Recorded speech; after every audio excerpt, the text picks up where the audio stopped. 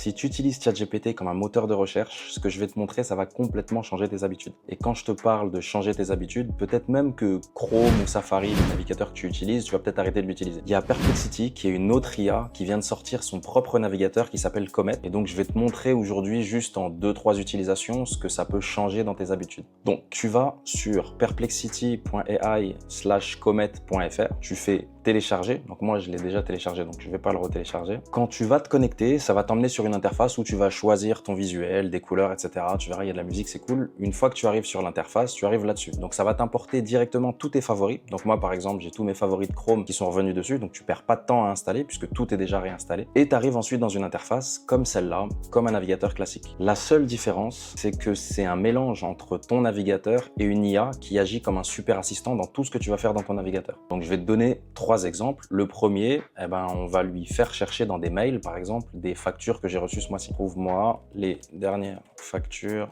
sur ma boîte mail pour le mois d'octobre. Donc là, je lui demande directement à lui d'aller dans ma boîte mail et de chercher mes dernières factures. Et donc là, il va faire 2 choses. C'est qu'il va déjà me dire les dernières factures que j'ai reçues, ici. À chaque fois, il y a le lien. Il va même me préciser accéder à Legal Start pour télécharger la facture d'octobre, vérifier dans les mails de Digidom, etc., etc. Et donc là, il me sort directement toutes mes factures. J'ai fait des tests, par exemple, tout à l'heure, où j'ai un dossier, moi, par exemple, sur Google Drive avec toutes mes factures pour la comptabilité.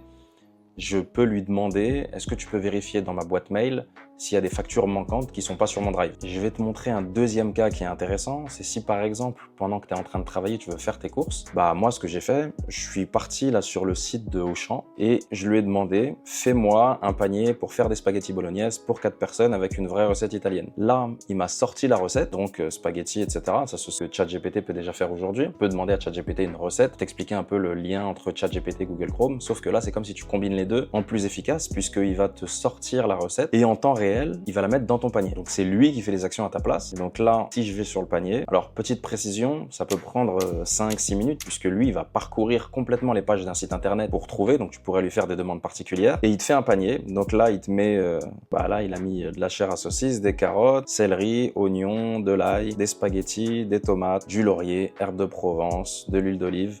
Là, il a mis du sel et du poivre, mais par exemple, tu peux très bien lui dire « j'ai déjà du sel et du poivre » ou les retirer de ton panier.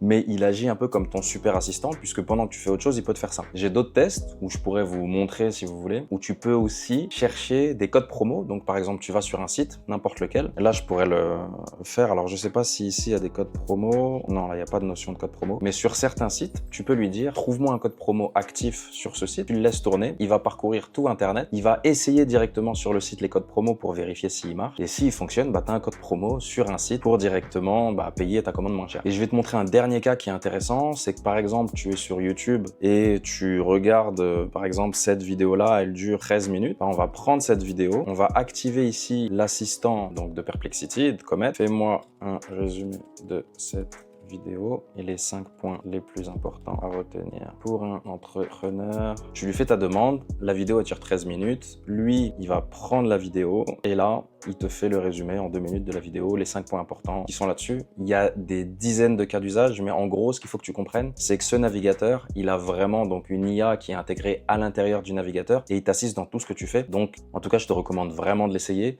Et petit conseil, parce que je sais qu'il y a plein de gens qui utilisent ChatGPT pour faire leurs recherches comme si c'était Google. ChatGPT, c'est pas fait pour ça. Perplexity, c'est quelque chose qui est un vrai moteur de recherche. Donc voilà, n'hésite pas à utiliser Perplexity pour tes recherches ou directement installer Comet. Puis maintenant, il y a un navigateur intelligent qui te sert d'assistant. Bonne chance pour le test et je te dis à très bientôt.